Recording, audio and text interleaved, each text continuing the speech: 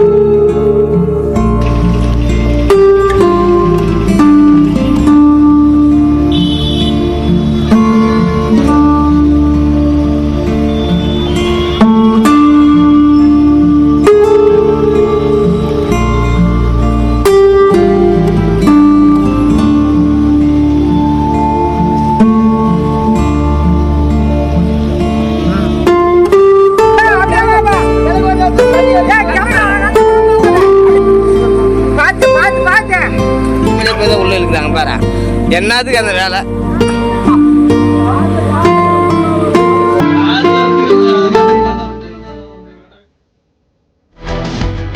இதேபோன்று கடலூரில் ஏற்பட்டிருக்கக்கூடிய வெள்ள பாதிப்பு குறித்த பருந்து பார்வை காட்சியை தற்போது பார்க்கலாம்.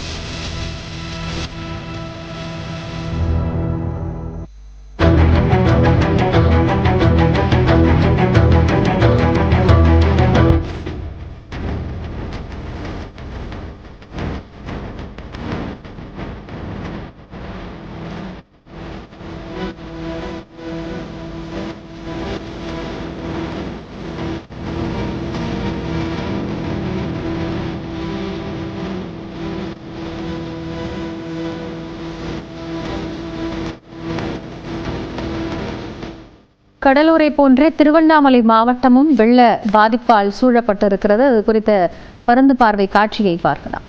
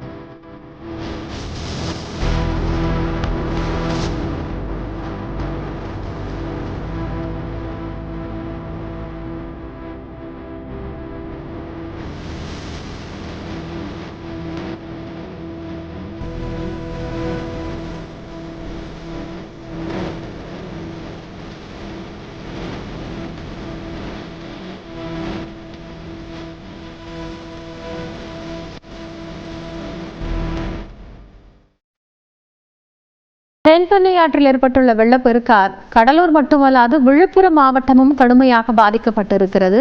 அந்த வெள்ள பாதிப்பு காட்சிகளை தற்போது பார்க்கலாம்.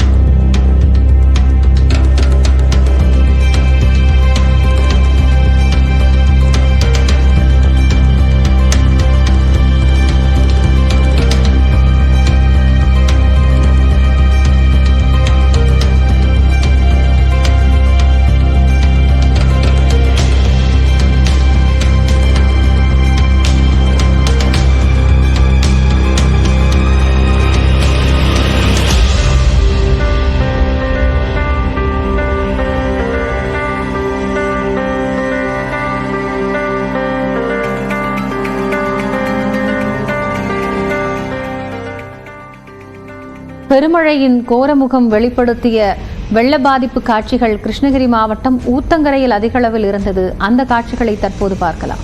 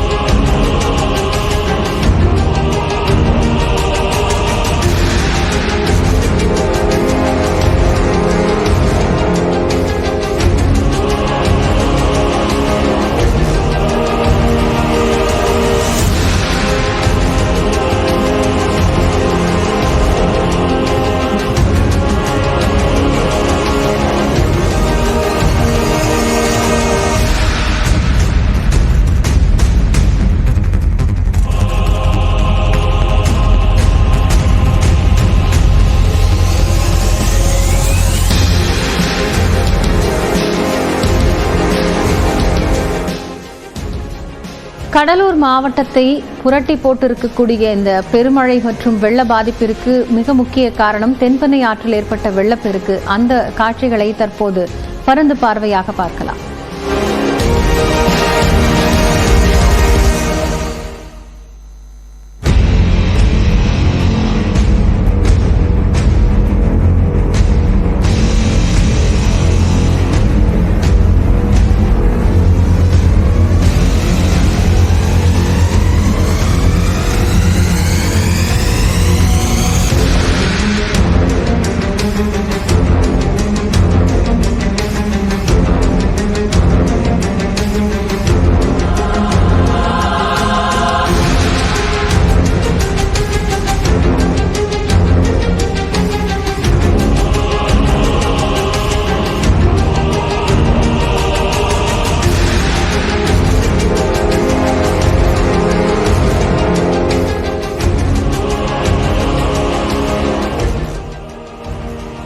கடலூர் மாவட்டம் விருதாச்சலம் அருகே ஆபத்தை உணராமல் விவசாயிகள் ஆற்று வெள்ளத்தை கடந்து செல்கின்றனர். விவரங்களை செய்தியாளர் பிரேமிடம் கேட்கலாம். பிரேம், இவ்வளவு ஆபத்தான ஒரு பயணத்தை ஏன் விவசாயிகள் மேற்கொள்கிறார்கள்? காரணம் என்ன? காயத்ரி, கடலூர் மாவட்டமே தற்போது தத்தளித்துக் கொண்டிருக்கிறது. குறிப்பாக தென்பெண்ணை ஆற்றின் வெள்ள அபாய எச்சரிக்கை விடப்பட்டும் தற்போது தண்ணீர் என்பது அதிக அளவில் உபநீர் திறக்கப்பட்டதால் அந்த கோர தாண்டவத்தை தற்போது அதிக அளவில் பாதிப்பை சந்தித்திருக்கிறது. தென்பெண்ணின் கரையோர மக்கள் தற்போது குடியிருப்புள் விளைநீர் சொன்னது ஒருபுறம் இருந்தாலும் தற்போது கள்ளக்குறிச்சி மாவட்டம் கோமிகி அணையிலிருந்து வினாடிக்கு 5600 கனஅடி நீர் என்பது காலையிலிருந்து திறந்துவிடப்பட்டதால் விருதாச்சலத்தில் உள்ள மணிமுத்தாற்றில் இரு கரையும் தொட்டு தற்போது வெள்ளப்பெருக்கு என்பது ஏற்பட்டிருக்கிறது. இந்த நிலையில் விருதாச்சலம் அடுத்த புது சொட்டவனம் கிராமத்தைச் சேர்ந்த விவசாயிகள் பிரதானமாக அந்த ஆற்றை கடந்துதான் வந்து தங்களுக்கு தேவையான அத்தியாவசிய பொருட்களை வாங்கி செல்வார்கள். ஆனால் நன்றி பிரேம்.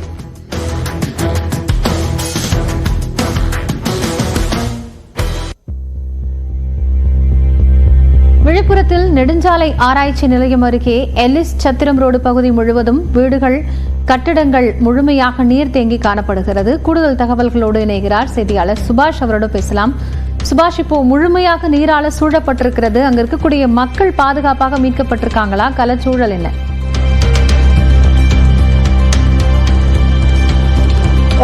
காயத்ரி, இங்க இருக்கவங்க ஒரு சில பேர் வீட்டை பூட்டி சென்றுட்டாங்க. ஆனா இன்னமும் கூட தண்ணீர் வடிஞ்ச பாடில்ல. 3 நாளா தண்ணீர் அப்படியே தேங்கி இருக்கிறது. முன்பிலிருந்து ஒரு அடி தண்ணீர் பின்னே சென்று இருக்கிறது. ஆனால் நீர் மட்டம் குறையல, அதே அளவுல தண்ணீர் இருக்கு. பகுதிவாசிகள் ரொம்ப பெரிய சிரமத்துக்கு உள்ளாகி இருக்கிறாங்க. குறிப்பா மின் இணைப்பு இல்லை. ஏன்னா முதல்ல தண்ணீரை வெளியே போகிறதுக்கான வழிவகை செய்யணும். இந்த நெடுஞ்சாலையை ஒட்டின பகுதியில நெடுஞ்சாலை மண்டல ஆய்வகமும் பக்கத்துல தான் இருக்கு. அதுலயுமே தண்ணி தேங்கி இருக்குது, அந்த பகுதியிலயுமே தண்ணி தேங்கி இருக்குது. ஆனா இதை இந்த ரோடை உடைச்சு அதுலதான் தண்ணியை திருப்பி விட்டா மட்டும்தான் இப்போ வந்து தண்ணி குறையும் அப்படின்றது இந்த பகுதி மக்களினுடைய ஒரு தகவலாக இருக்கு. நம்ம உள்ள போக முடியல, ஏன்னா இடுப்பளவுக்கு தண்ணி இருக்கு. ஆனா இவங்க ஒரு சில பேர் வேற வழி இல்லைன்ற பட்சத்துல வந்து இங்க போயிட்டு இருக்காங்க. எப்படி சார் வந்துட்டு போறீங்க நீங்க? எவ்வளவு இடுப்பளவு தண்ணி வருதுங்க, இடுப்பளவு தண்ணி வந்துட்டு இருக்குது. இந்த பக்கம் தண்ணி நாங்க 3 நாள் தண்ணி கரண்ட் ஆச்சு, பால் வாங்க முடியல, தண்ணி கடத்தலும் போக முடியல. சரி ஒரு நாள் தண்ணி ஓடினு பார்த்தா அவங்க செய்ய வேண்டிய யாரும் வந்து முனிசிபாலிட்டியோ மத்தியம் வந்து இது வரைக்கும் நடவடிக்கை எடுக்கல. இந்த மினிஸ்டர்கிட்ட பேசி பார்த்தேன், நேற்று சொன்னாரு.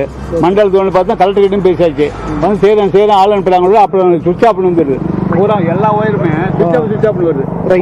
இவங்க சொல்லக்கூடிய அந்த ஒரு விஷயம் தான், மழை நீரை வெளியேற்றுறதுக்கான நடவடிக்கையில் இறங்கணும் அப்படின்றது தான். ஆனா ரொம்ப அதிக அளவுல தண்ணீர் தேங்கி இருக்கிறத காட்சிகளாக பார்க்க முடியும். பல இடங்கள்ல முழங்கால் அளவிற்கு தண்ணீர் தேங்கி நிற்கக்கூடிய ஒரு சூழலை பார்க்க முடிகிறது. பாதுகாப்போடு இருங்கள் சுபாஷ். கூடுதல் விவரங்களுக்காக நன்றி. திருவண்ணாமலை மாவட்டத்தில் கடந்த 3 நாட்களாக பெய்து வரும் கனமழையால் செய்யாற்றில் வெள்ளப்பெருக்கு ஏற்பட்டிருக்கிறது. அதன் பருந்து பார்வை காட்சிகளை பார்க்கலாம்.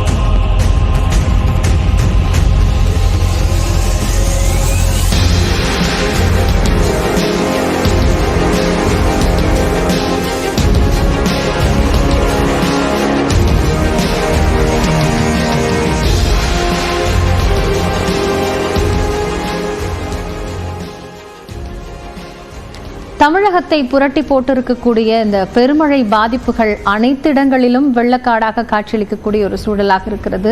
பல இடங்களில் மக்கள் இன்னும் தவிப்போடு காத்திருக்கிறார்கள். நிலச்சரிவு, மண் சரிவு, வெள்ள பாதிப்பு என்பது மக்களை புரட்டி போட்டிருக்கிறது. இது குறித்த சிறப்பு நேரலையை நாம் பார்த்தோம். தொடர்ந்து அடுத்தடுத்த செய்திகளில் பார்க்கலாம். தற்போது தொடர்வது கிரைம் டைம்.